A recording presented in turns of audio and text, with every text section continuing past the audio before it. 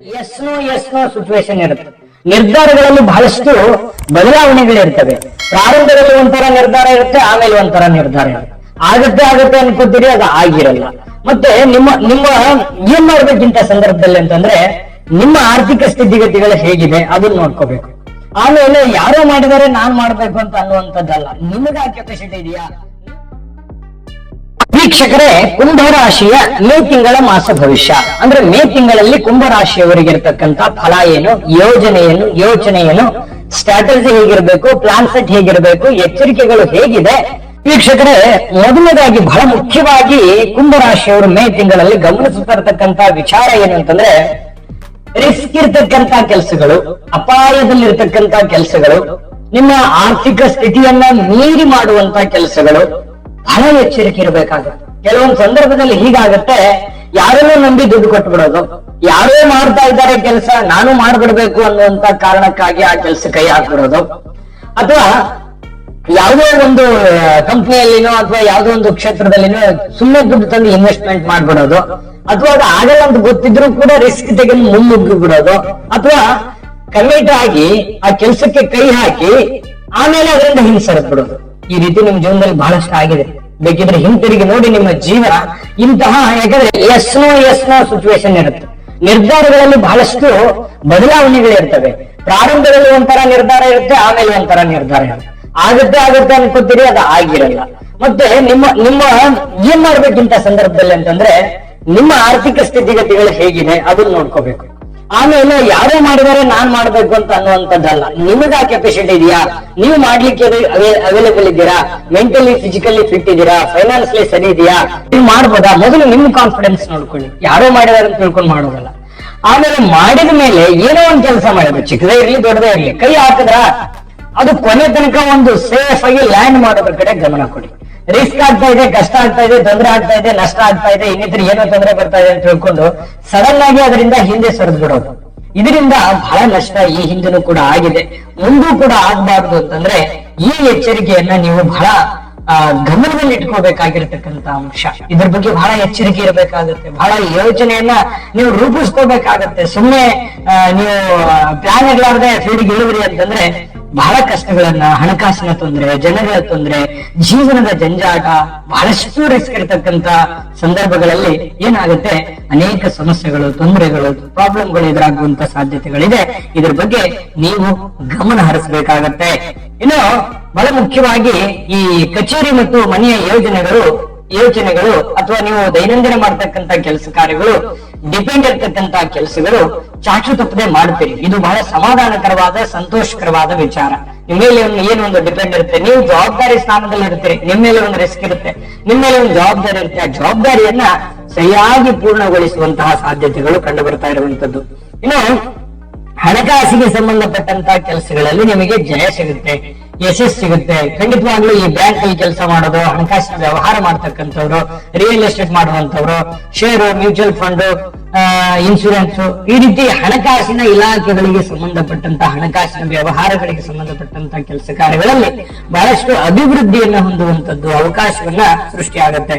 ಕುಟುಂಬದವರೊಂದಿಗೆ ಸಮಯವನ್ನ ಕಳೆಯುವಂತಹ ಸಾಧ್ಯತೆಗಳು ಈ ತಿಂಗಳಲ್ಲಿ ಏನಾಗುತ್ತೆ, ಮೇ ತಿಂಗಳಲ್ಲಿ ಕುಂಭರಾಶಿಯವರಿಗೆ ಸ್ವಲ್ಪ ಸೂಟಿ ಸಿಗೋದು, ರಜಾ ಸಿಗೋದು, ಏನೋ ಒಂಥರ ಸಮಯ ಸಿಗೋದು, ಹೊಂದಾಣಿಕೆ ಮಾಡಿಕೊಳ್ಳುವಂತಹ ಸಾಧ್ಯತೆಗಳು, ಕುಟುಂಬದವರೊಂದಿಗೆ ಲವಲವಿಕೆಯಿಂದ ಖುಷಿಯಾಗಿ ಇರುವಂತಹ ಸಾಧ್ಯತೆಗಳು ಹೆಚ್ಚಾಗಿ ಕಂಡು ಬರ್ತಾ ಇರತಕ್ಕಂಥದ್ದು. ಇನ್ನು ಈ ತಿಂಗಳಲ್ಲಿ ಕುಟುಂಬದವರ ಹಿರಿಯರ ಆರೋಗ್ಯದ ಬಗ್ಗೆ ಒಂದು ಚಿಂತೆ ಇರುತ್ತೆ. ಆರೋಗ್ಯಕ್ಕೆ ಸಂಬಂಧಪಟ್ಟಂಗೆ ಸ್ವಲ್ಪ ಆರೋಗ್ಯದ ಕಡೆ ಗಮನವನ್ನು ಹರಿಸ್ತಕ್ಕಂತ ಪ್ರಯತ್ನವನ್ನ ನೀವಿಲ್ಲಿ ಮಾಡ್ಕೋಬೇಕಾಗುತ್ತೆ. ಆರೋಗ್ಯವೇ ಭಾಗ್ಯ. ಈಗ ಚಿಕ್ಕದಿದ್ದಾಗಲೇ ನೀವು ಅದ್ರ ಬಗ್ಗೆ ಎಚ್ಚರಿಕೆ ವಹಿಸಿದ್ರೆ ದೊಡ್ಡ ಖರ್ಚು ಮಾಡೋದು ತಪ್ಪುತ್ತೆ, ಆರೋಗ್ಯನೂ ಉಳಿಯುತ್ತೆ. ಹಾಗಾಗಿ ಬಿಗಿನಿಂಗ್ ಅಲ್ಲಿದ್ದಾಗಲೇ, ಪ್ರಾರಂಭದಲ್ಲಿದ್ದಾಗಲೇ ಸ್ವಲ್ಪ ಅದ್ರ ಬಗ್ಗೆ ಗಮನ ಕೊಡ್ತಕ್ಕಂತ ಪ್ರಯತ್ನವನ್ನ ನೀವಿಲ್ಲಿ ಮಾಡ್ಕೋಬೇಕಾಗುತ್ತೆ. ಸ್ವತಃ ನಿಮ್ಮ ಆರೋಗ್ಯದ ಬಗ್ಗೆಯೂ ಕೂಡ ನೀವು ಕಾಳಜಿಯನ್ನ ವಹಿಸಬೇಕಾಗುತ್ತೆ. ಅಲಕ್ಷ್ಯ ಮಾಡೋ ಹಾಗಿಲ್ಲ, ನೆಗ್ಲೆಕ್ಟ್ ಮಾಡೋ ಹಾಗಿಲ್ಲ. ಇದ್ರ ಬಗ್ಗೆ ಗಮನ ಹರಿಸಿ. ನಿಮ್ಮ ಕೆಲಸ ಈ ಮೇ ತಿಂಗಳಲ್ಲಿ ಕುಂಭರಾಶಿಯವರಿಗೆ ನಿಮ್ಮ ಕೆಲಸ ವಿಸ್ತರಣೆಯಾಗಿ ಹೊಸ ತಂತ್ರಗಳು, ಹೊಸ ಯೋಜನೆಗಳು ಒಂದಿಷ್ಟು ಮಾಡರ್ನ್ ಆಗಿ ಬದಲಾಯಿಸುವಂತಹ ಸನ್ನಿವೇಶಗಳು, ಅದು ಒಂದು ಹೆಚ್ಚಿನ ಪ್ರಮಾಣದಲ್ಲಿ ಬದಲಾವಣೆ ಮಾಡ್ಕೊಳ್ತಕ್ಕಂತಹ ಒಂದು ಸಿಚುವೇಶನ್ ಗಳು ಕಂಡು ಬರುತ್ತೆ. ಇದು ಕೂಡ ಒಂದು ಒಳ್ಳೆಯ ಬೆಳವಣಿಗೆ ಅಂತ ಹೇಳ್ಬೋದು. ಕಠಿಣ ಪರಿಶ್ರಮದಿಂದ ಖಂಡಿತವಾಗಿಯೂ ನಮಗೆ ಯಶಸ್ಸು ಸಿಗುವಂತಹ ಸಾಧ್ಯತೆಗಳು ಖಂಡಿತವಾಗ್ಲೂ ಸಿಗ್ತಾ ಇರತಕ್ಕಂಥದ್ದು. ಹಣಕಾಸಿನಲ್ಲಿ ಲಾಭವಿರತಕ್ಕಂಥದ್ದು, ಹಣಕಾಸಿನ ವಿಭಾಗದಲ್ಲಿ ಬಹಳಷ್ಟು ಲಾಭವಿದೆ. ಇನ್ನು ನಿಮ್ಮ ಪತಿ ಪತ್ನಿಯರ ಮಧ್ಯದಲ್ಲಿ ಏನೋ ಒಂದು ಚಿಕ್ಕ ಪುಟ್ಟದಾಗಿರ್ತಕ್ಕಂಥ ವೈಮನಸ್ಸು, ಪ್ರೇಮಿಗಳ ಮಧ್ಯದಲ್ಲಿ ಚಿಕ್ಕ ಪುಟ್ಟದಾಗಿರ್ತಕ್ಕಂಥ ವೈಮನಸ್ಸು, ಜಗಳ, ಸ್ವಲ್ಪ ಏನೋ ಒಂದು ಮುನಿಸು ಈ ತರ ಇರ್ತದೆ.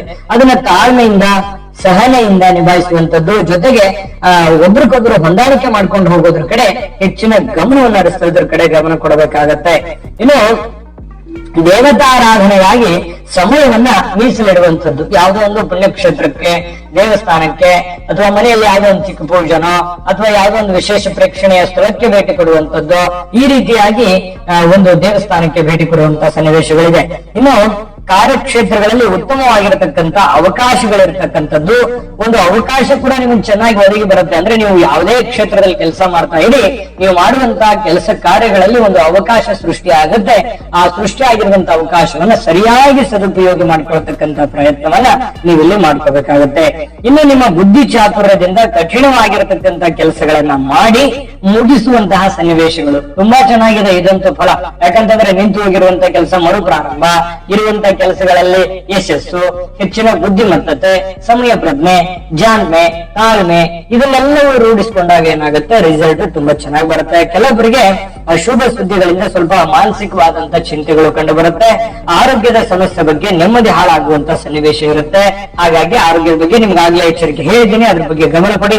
ವಿಶೇಷವಾಗಿ ಹೊಟ್ಟೆಗೆ ಸಂಬಂಧಿಸಿರ್ತಕ್ಕಂತ ಸಮಸ್ಯೆಗಳು ಕಂಡು ಬರುವಂತ ಸಾಧ್ಯತೆಗಳು ಇರ್ತವೆ, ಗಮನ ಹರಿಸಿ. ಅಂತದ್ದೇನು ದೊಡ್ಡ ಸಮಸ್ಯೆ ಇಲ್ಲದೆ ಇದ್ರೂ ಕೂಡ ಚಿಕ್ಕ ಪುಟ್ಟದಿದ್ದಾಗಲೇ ಗಮನ ಹರಿಸಿ. ಆರ್ಥಿಕವಾಗಿರತಕ್ಕಂತ ಮುಗ್ಗಟ್ಟಿನಿಂದ ತಾಳ್ಮೆಯನ್ನ ಕಳೆದುಕೊಳ್ಳುವಂತ ಒಂದು ವಾತಾವರಣ, ಅದರಿಂದ ಸಹಜವಾಗಿ ಅಶಾಂತಿಯುತ ವಾತಾವರಣ ಸೃಷ್ಟಿ ಆಗುವಂಥದ್ದು. ಏನಾಗುತ್ತೆ, ಕೆಲವೊಂದು ಸಂದರ್ಭದಲ್ಲಿ ಸಡನ್ ಆಗಿ ಸಮಸ್ಯೆ ಬಂದ ತಕ್ಷಣ ನೀವೇನ್ ಮಾಡ್ತೀರಿ, ಧೈರ್ಯ ಕಳ್ಕೊಂಡ್ಬಿಡ್ತೀರಿ. ಸಡನ್ ಆಗಿ ಏನಾಗ್ಬಿಡುತ್ತೋ ಏನಿಲ್ಲ, ಏನ್ ನಡೀತದೋ ಏನಿಲ್ಲ ಅನ್ನುವಂಥದ್ದು ಭಯ ಬಿಟ್ಬಿಡ್ತೀರಿ. ಆ ತರ ಮಾಡ್ಲಿಕ್ಕೆ ಹೋಗ್ಬೇಡಿ. ಖಂಡಿತ ಎಲ್ಲ ಸಮಸ್ಯೆಗಳಿಗೂ ಒಂದು ಸೊಲ್ಯೂಷನ್ ಇದ್ದೇ ಇರುತ್ತೆ.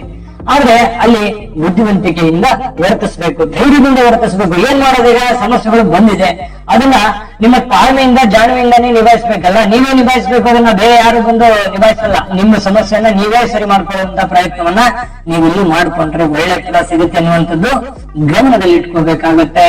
ಜೊತೆಗೆ ಈ ತಿಂಗಳ ಕೊನೆಯಲ್ಲಿ ಬಹಳ ಒಳ್ಳೆಯ ಫಲಗಳು, ನಿಮಗೆ ಶುಭ ಫಲಗಳು ಸಿಗುವಂತಹ ಸನ್ನಿವೇಶಗಳು, ಆರ್ಥಿಕವಾಗಿರತಕ್ಕಂತಹ ಪರಿಸ್ಥಿತಿ ಬಹಳಷ್ಟು ಸುಧಾರಣೆ ಕಾಣುವಂತಹ ಸಾಧ್ಯತೆಗಳು ಈ ತಿಂಗಳಲ್ಲಿ ನಿಮ್ಗೆ ಖಂಡಿತ ಒಳ್ಳೆ ಫಲ ಅಂತೂ ಇದೆ. ಆದ್ರೆ ಅಷ್ಟೇ ಒಳ್ಳೆ ಎಚ್ಚರಿಕೆಗಳು ಇದ್ದಾವೆ.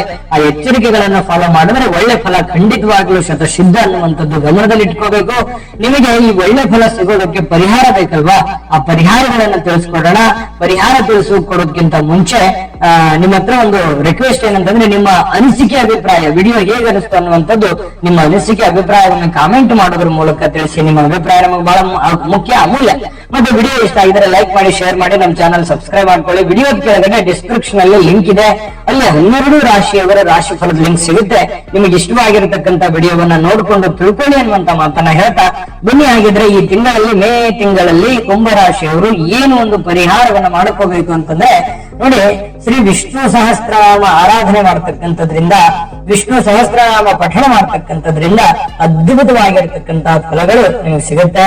ಸಾಧು ಸಂತರ ಸೇವೆ ಮಾಡುವಂಥದ್ದು, ಗುರುಗಳ ಸೇವೆ ಮಾಡುವಂಥದ್ದು, ತಂದೆ ತಾಯಿಗಳ ಸೇವೆಯನ್ನ ಮಾಡತಕ್ಕಂಥದ್ದು ಅದ್ಭುತವಾಗಿರ್ತಕ್ಕಂತಹ ಫಲವನ್ನ ನಿಮಗೆ ತಂದು ಕೊಡ್ತಾ ಇರ್ತಕ್ಕಂಥದ್ದು. ಒಳ್ಳೆ ಫಲಗಳು ತಂದು ಕೊಡಲಿ. ಸರ್ವೇ ಜನಃ ಸುಖಿನೋ ಭವಂತು.